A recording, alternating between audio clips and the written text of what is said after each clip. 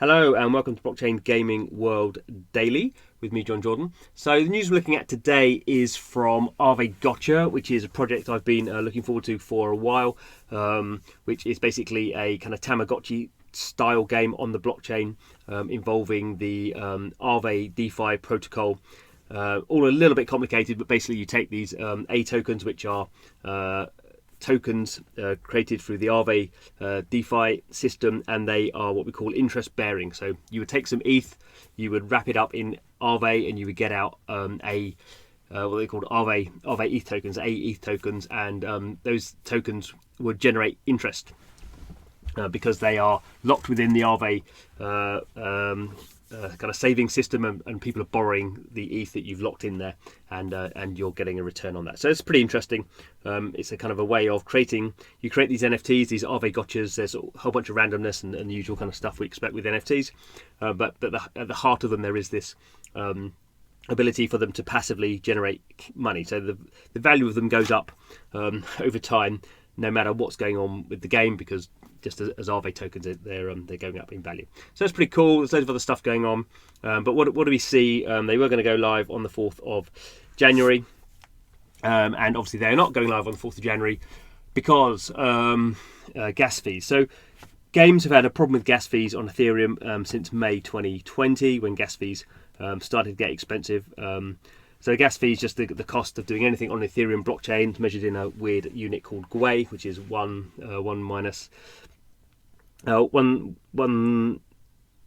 times 10 to the 8. Yeah, that's right. 1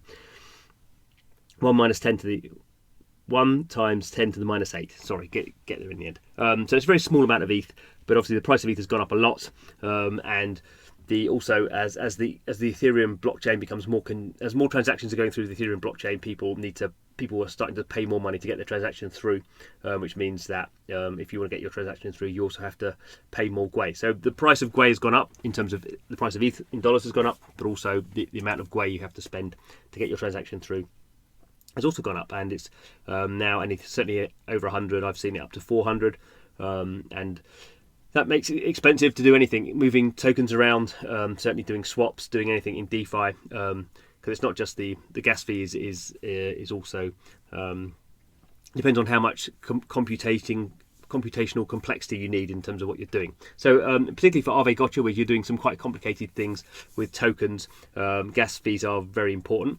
And we can see here basically what they've done is they are their original strategy was an L2 first launch. So L2 is layer 2. Layer 2 blockchains are blockchains that work pretty much like any other blockchain, but they don't have the security of Ethereum, which is a proof of work blockchain at the moment. And they're much faster, sub-second finality is what they say. So basically, within a second, your transaction is completed and known to be correct. Gas fees are fractions of a cent.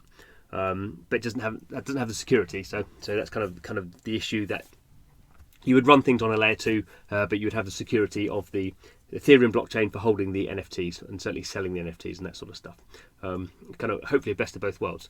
And we can see here, Matic is this kind of is being used.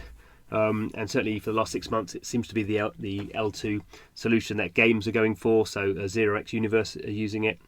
Blockchain Cuties are using it. We can see here OpenSea, which is the biggest NFT marketplace on Ethereum, is going to be launching on Matic as well.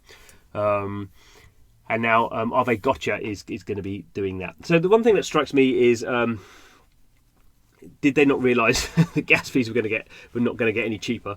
So it becomes back to this kind of perennial question: is what do you want to be on chain and what do you want to be off chain? So certainly if you're thinking of running on Ethereum, you have to be very careful about what's on chain. So what transactions, what things in the game are going to require a transaction fee, and what things can you do off chain, which basically means on a layer 2 or even using a kind of traditional centralized servers.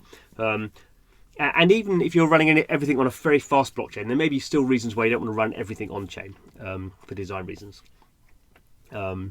But it seems to be, I mean, the Aavegotchi team, I don't think are particularly experienced in doing this sort of stuff. I mean, they've not made games before, and the kind of stuff they're doing is, to be fair, very novel. I mean, no one's really done it before.